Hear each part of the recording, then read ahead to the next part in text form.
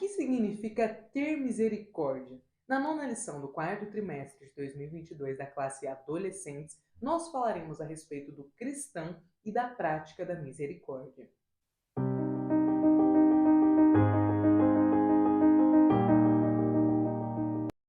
A paz do Senhor, querido aluno e professor da Escola Bíblica Dominical. Eu sou a irmã Damaris, sou professora da IBD, na congregação em que sirvo ao Senhor aqui na Assembleia de Deus em Curitiba. E hoje eu estou aqui para que nós possamos meditar juntos na lição de número 9, para que nós possamos falar sobre misericórdia. Olha só como o Senhor é misericordioso, nós já estamos chegando no fim dessa lição, desta revista, e também no fim do ano de 2022. Mas, antes de nós falarmos a respeito da nossa aula propriamente dita, eu gostaria de agradecer a sua presença, a sua visualização neste vídeo. Só de você estar aqui me assistindo, você já me ajuda muito e eu fico muito agradecida. Mas se você puder me ajudar um pouquinho mais, por favor, deixe o seu like nesse vídeo. Se você não é inscrito, seja muito bem-vindo ou muito bem-vinda aqui. E, por favor, inscreva-se nesse canal e também deixe seu comentário após assistir esse vídeo. Se você tiver uma dúvida, se você tiver uma sugestão, pode deixar aqui embaixo, por favor. Esta nossa lição, ela falará, a lição 9, a respeito dos cristãos e da prática da misericórdia. A leitura bíblica está lá em Isaías 58, do versículo 5 ao versículo 12. Lembrando sempre que as lições da IBD da classe de adolescentes não possuem descritos os versículos, então é muito importante que você, professor, já esteja com a sua Bíblia previamente aberta, tenha aí os versículos registrados, tá bom? E o nosso versículo-chave, ou versículo base, como você preferir chamar, está em Isaías, capítulo 1, versículo 17, nos diz assim: E aprendam a fazer o que é bom, tratem os outros com justiça, socorram os que são explorados, defendam os direitos dos órfãos e protejam as viúvas. Aqui nos objetivos da nossa lição, nós temos 3. Então, primeiro, ensinar os conceitos bíblicos de misericórdia e justiça social. Segundo, refletir acerca do nosso papel como cristãos perante as necessidades da sociedade. E terceiro, entender qual é a missão da igreja. Nesta revista, nós estamos falando muito sobre como viver no mundo à luz da Bíblia. Esse é o tema base, da nossa revista. E por que ele é tão importante de ser trabalhado com adolescentes? Muitas vezes, até nós que somos cristãos já mais maduros, adultos, temos dificuldade no entendimento da prática do cristianismo. Muitas vezes o cristianismo é apenas um discurso, é apenas um conceito, mesmo na vida de cristãos mais maduros. E este é um dos maiores erros que nós podemos ter. Porque ser cristão não se resume a vir à igreja, não se resume a vir à igreja aos finais de semana, não se resume a participar de um grupo na igreja, não. Ser cristão está diretamente ligado a parecer cristão. Não basta as pessoas falarem, Deus está interessado só no seu coração. Vamos lá, vamos pensar a respeito disso. Quando você é uma pessoa feliz, as pessoas ao seu redor percebem a sua felicidade. Ninguém é feliz de forma incubada. A pessoa feliz, ela transparece felicidade. Uma pessoa ativa é uma pessoa que toda hora tá ali, parece que ligada no 220, é uma pessoa que fala muito rápido, uma pessoa ali mais agitada. Todo mundo percebe que é uma pessoa provavelmente sanguínea ou colérica, muito ativa. Uma pessoa tímida, é perceptível a timidez dela. Você olha para a pessoa e você já sabe que ela é tímida. Perceba que nós, só de olharmos para as pessoas, só de nós convivermos alguns minutos com algumas pessoas, nós já entendemos, nós já fazemos uma leitura de quem aquela pessoa é. Então, ser cristãos, será que não deveria transparecer?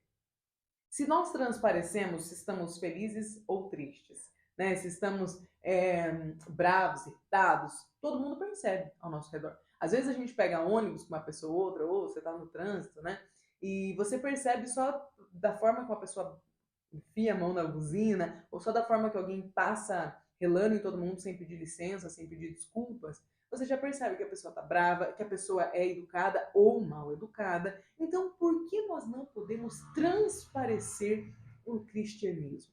Essa lição, ela fala justamente sobre as práticas do cristão. Porque nós, como cristãos, precisamos sim parecer cristãos. Nós precisamos transparecer a fé que nós temos. É necessário que nós sejamos tão cristãos que isso reflita nas nossas ações. Uma pessoa que é cristã, ela vai falar de uma forma que as outras pessoas perceberão que há algo de diferente nela. Ela vai caminhar diferente, ela vai fazer escolhas diferentes. Porque cristianismo é isso, é deixar o discurso e chegar até a prática. Porque só dizer que é cristão é muito fácil. Mas e na hora de ser cristão, né? De ter a sua essência cristã, de falar como um cristão, de andar como um cristão, de tomar atitudes de pessoas cristãs? Isso é o que faz a diferença no mundo. Quando nós pensamos no mundo de pessoas cristãs, nós não estamos querendo ser, como eu poderia dizer, sabe, ter um objetivo, uma meta, um sonho, né, inalcançável, de que todo mundo seja cristão, que todo mundo seja igual. Não. A ideia de todos serem alcançados pelo Evangelho é uma ideia de nós termos uma sociedade mais justa.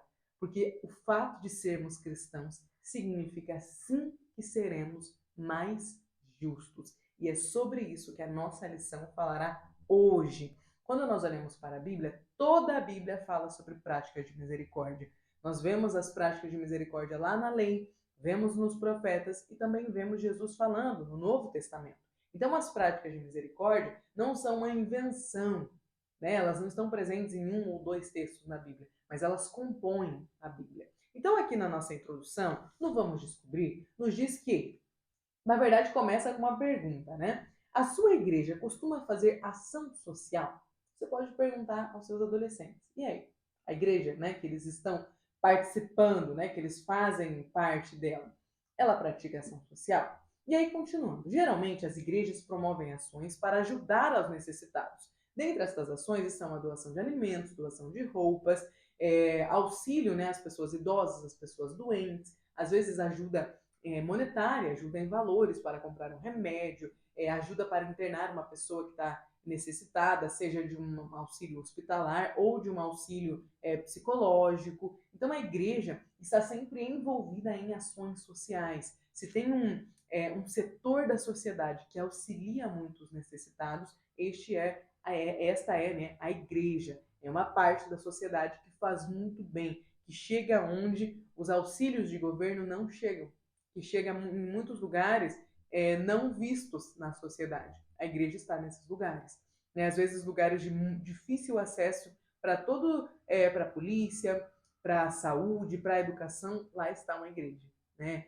O Senhor levanta missionários, levanta obreiros e obreiras valorosas da casa dele para estarem em locais que não são muito bem requisitados. E nós sempre temos lá irmãos e irmãs. Sempre há um ponto de culto naqueles lugares mais inusitados. Porque graças ao Senhor, a palavra dele, o evangelho, tem chegado até os confins da terra.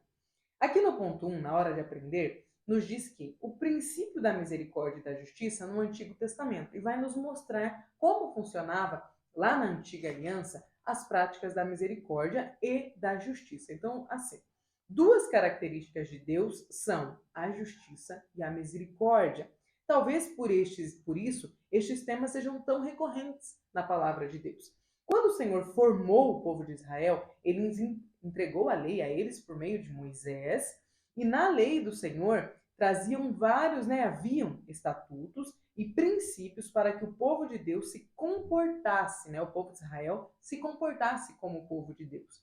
Ou seja, para que eles tivessem ações que refletissem o Deus que eles serviam. Como eu falei agora há pouco, não basta dizer que é cristão, é preciso transparecer o seu cristianismo. Era isso que o Senhor queria fazer com o povo de Israel desde o princípio.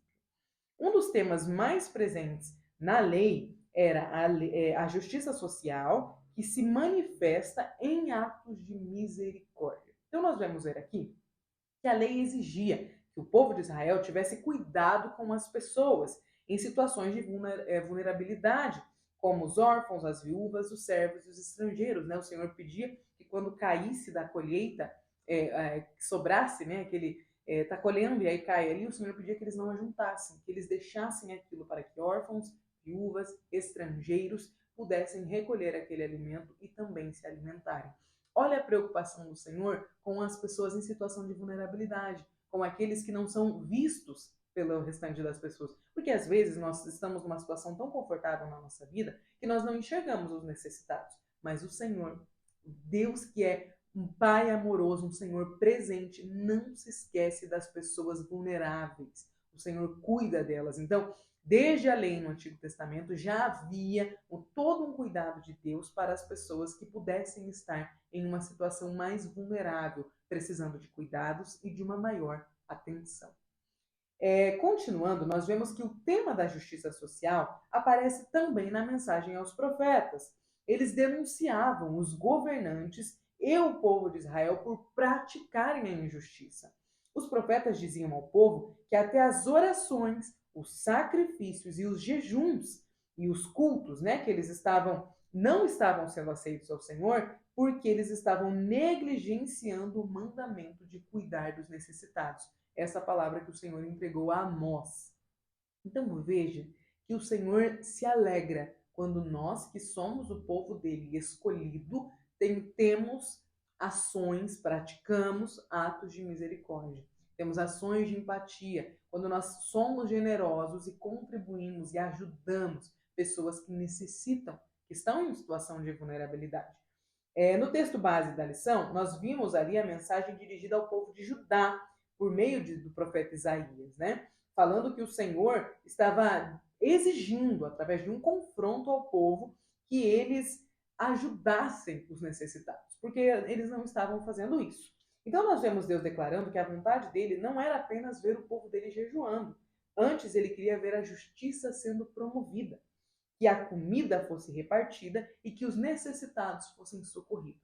Aí talvez você pode pensar, poxa, né, mas por que o Senhor não queria apenas o jejum, os cultos, as ofertas, os sacrifícios? Pensa bem, que tipo de pessoa vem trazer um jejum, uma oferta, vem cultuar e não olha para o lado e não observa no caminho dele, no trajeto de sua casa até a igreja que ele congrega, as pessoas em situação de risco, em situação de vulnerabilidade? O que o Senhor está dizendo lembra quando Jesus fala que os mandamentos podem ser resumidos em ama o teu Deus sobre todas as coisas e ama o teu próximo como a ti mesmo?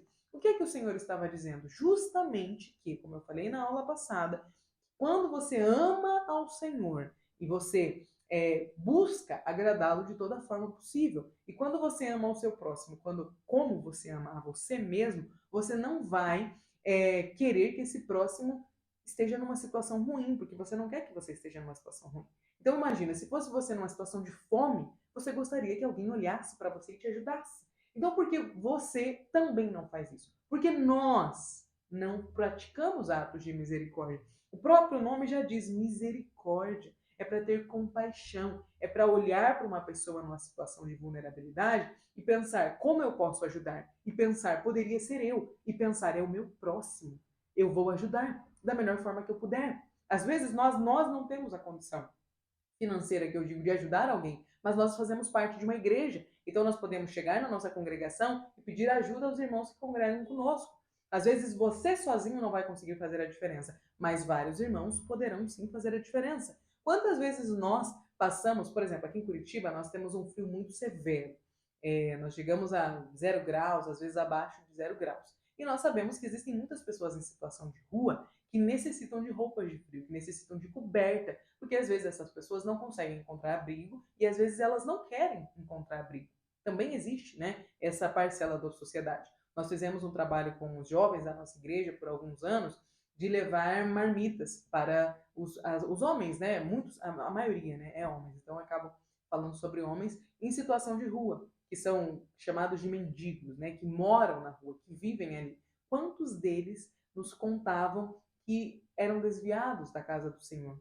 Quantos deles com nomes de profeta? Eu me lembro muito bem de um senhor numa madrugada que nós fomos muito fria no mês de julho, eu acredito que era 2019, e um senhor chamado Malaquias, né, o nome de profeta, contava para nós que ele foi líder de jovens, e com os olhos cheios de lágrimas, enquanto ele comia, ele falava que Deus abençoe vocês. Então veja aqui, este ato, esta prática de misericórdia, ela nos humaniza. Ela faz nós pensarmos que poderia ser nós. Ela faz nós pensarmos que o que levou será aquele homem àquela situação? Como é que nós podemos continuar ajudando ele? né? De que forma a igreja pode se fazer presente. O Senhor deseja isso de nós. Ele não quer que nós sejamos apenas crentes de dentro da igreja, crentes de banco, né, que se falava antigamente, que vem aqui, que levanta a mão, que canta louvor, que contribui na hora da oferta, que entrega o seu dízimo e que vai embora para casa. O Senhor deseja que a nossa fé seja exteriorizada, que o nosso cristianismo transceda as paredes da igreja e vá e atinja as pessoas nas ruas. Nós não devemos apenas praticar o nosso culto aqui dentro. O nosso cristianismo não deve ser praticado apenas dentro das paredes da nossa igreja.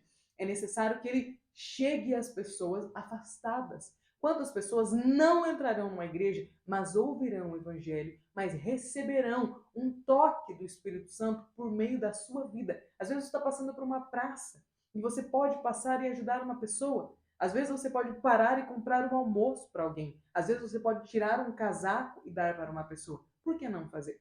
A palavra do Senhor nos orienta em toda ela a termos compaixão, a olharmos para o lado, a não vivermos uma vida apenas aqui, ó, esquecendo que existem pessoas passando necessidade a todo momento. E você pode fazer a diferença na vida de uma pessoa. Nós não devemos, e às vezes os adolescentes, eles têm um desejo, um sonho, né? Bastante absurdo de salvar todas as pessoas em situação de necessidade, de vulnerabilidade. Nós não conseguiremos salvar a todas as pessoas. Mas se cada pessoa conseguisse ajudar uma pessoa, nós já teríamos um mundo muito mais justo, um mundo de muito mais auxílio, porque nós somos enquanto aproximadamente 8 bilhões agora de seres humanos na Terra, né? Quantos não estão passando necessidade? Se cada um de nós que somos cristãos, se apenas os cristãos se colocassem, né, falando, nós vamos ajudar uma pessoa. Se cada família falasse, eu vou ajudar uma pessoa em situação de rua, nós com certeza teríamos uma revolução.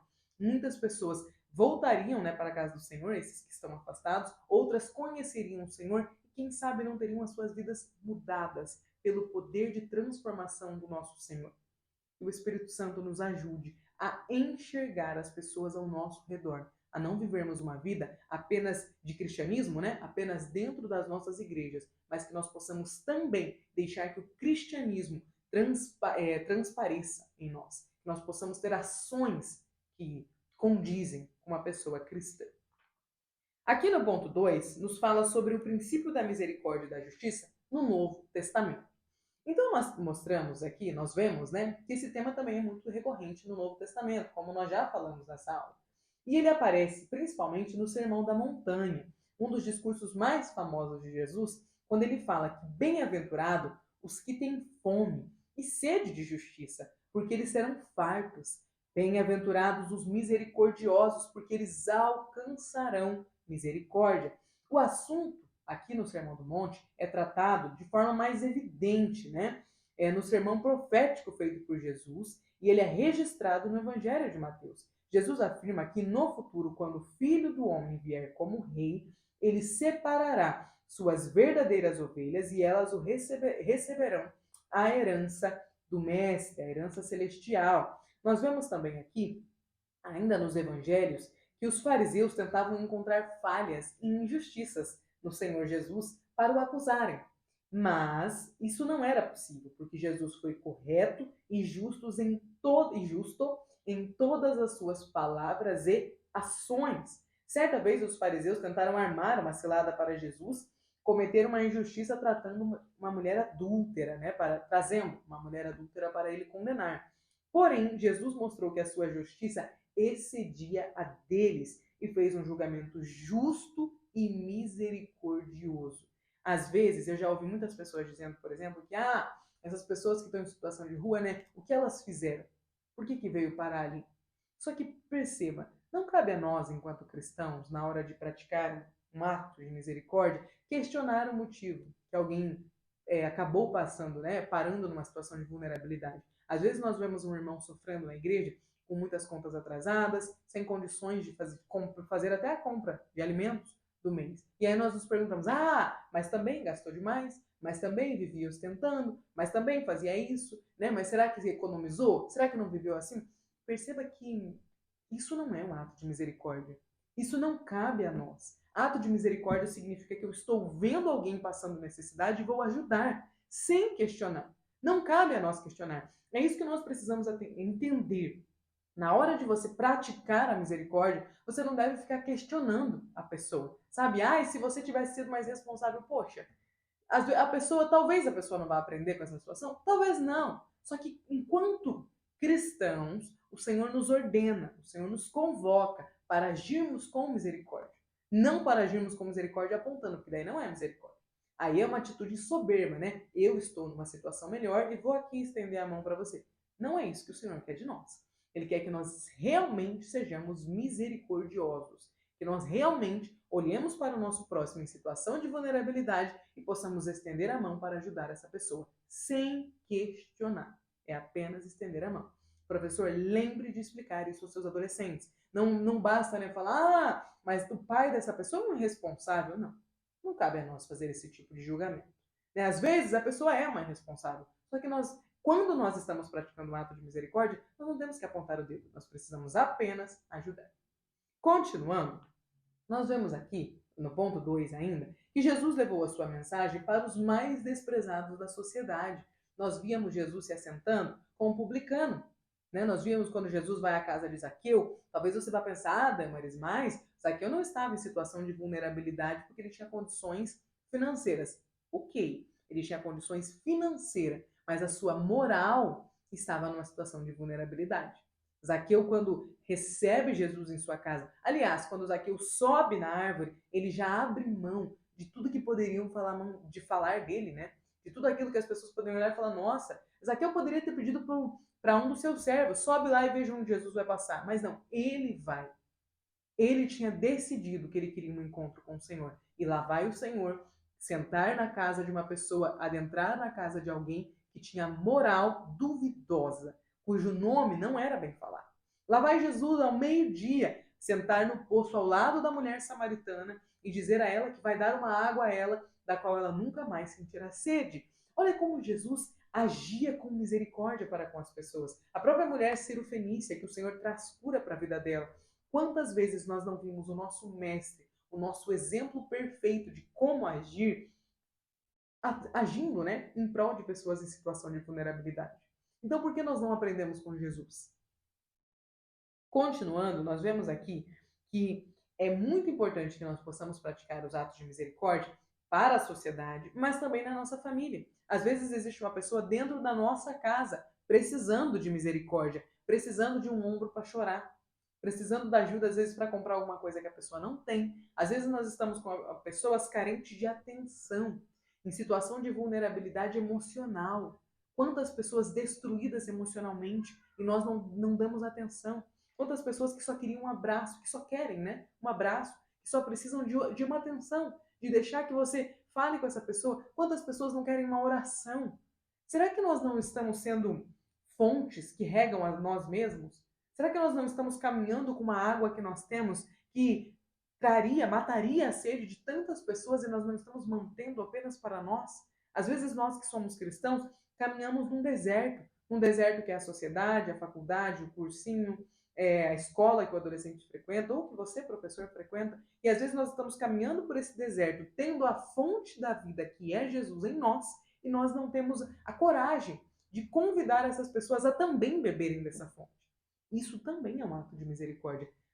Falar de Jesus ao nosso próximo, dar um abraço, fazer uma oração, também é prática de misericórdia. Continuando, nós temos aqui no ponto 3, a prioridade é a pregação do Evangelho. Então, nós sabemos que a missão da Igreja do Senhor é anunciar o Evangelho, ensinar as Escrituras e formar fiéis, né, discípulos a Cristo. Entretanto, a Bíblia também ensina que a fé em Cristo deve ser acompanhada por obras. Tiago vai nos dizer que a fé sem obras é morta, porque fé sozinha é discurso. Eu sou cristão, eu sou uma pessoa que segue a Deus, que não pratica as obras da carne, mas que busca. Tudo isso é falar. E falar é muito fácil. Agora, e as obras? As obras, os frutos, eles evidenciam a nossa fé. As outras pessoas, elas não veem o nosso interior, elas veem apenas o que nós fazemos. O que nós falamos vai embora muito fácil, mas o que nós fazemos fica. É por isso que nós precisamos que a nossa fé seja acompanhada de obras. Nós vemos aqui que a igreja deve tomar parte da dor dos nossos semelhantes. As pessoas terão maior clareza da nossa pregação quando ela for acompanhada dos nossos exemplos práticos de amor e misericórdia. Nós devemos promover o cuidado com o outro nas nossas orações, com recursos e com as mãos estendidas. E a Bíblia nos diz que, portanto, sempre que pudermos, devemos fazer o bem a todos, especialmente aos que fazem parte da família da fé. Porque alguns de nós, cristãos, preferimos ajudar pessoas que nós não conhecemos do que ajudar aos domésticos da fé. E a Bíblia nos ensina, nos exorta, que nós devemos ajudar primeiro aos domésticos da fé. Então, professor, que nessa aula, neste domingo, nós possamos mostrar aos nossos adolescentes que é necessário ter uma atitude cristã, que é necessário que nós tenhamos um olhar empático, um olhar atento e um coração misericordioso, que nós possamos ter atenção às pessoas ao nosso redor. Quantas delas não estariam melhor, não se sentiriam melhor se nós fôssemos mais caridosos, se nós fôssemos mais bondosos mesmo, sabe? Olhando para uma pessoa e falando, eu posso orar por você? O que é que você precisa? Às vezes você tem uma pessoa lá na sua escola. Eu trabalhei numa escola aqui em Curitiba, particular, bastante famosa, e muitos dos alunos bolsistas não tinham condições de bancar com o valor da alimentação, porque a alimentação lá era muito cara. Então, quem sabe um aluno cristão poderia dizer, eu pago o seu lanche hoje. Ou então só dá o lanche para a pessoa, não precisa falar nada, que o Senhor te abençoe, eu estou orando por você. Se cada um de nós agíssemos dessa forma, praticando atos de misericórdia no nosso dia a dia, nós viveríamos uma sociedade muito melhor e o reino de Deus teria alcançado muito mais vidas. Portanto, eu desejo que neste domingo, professor, o Espírito Santo de Deus te capacite para falar com propriedade a respeito dos atos de misericórdia. Que o Espírito Santo coloque as palavras certas na sua boca para que você possa alcançar o coração dos seus adolescentes. Amém? Deus abençoe e até o próximo domingo. Muito obrigado por assistir até aqui.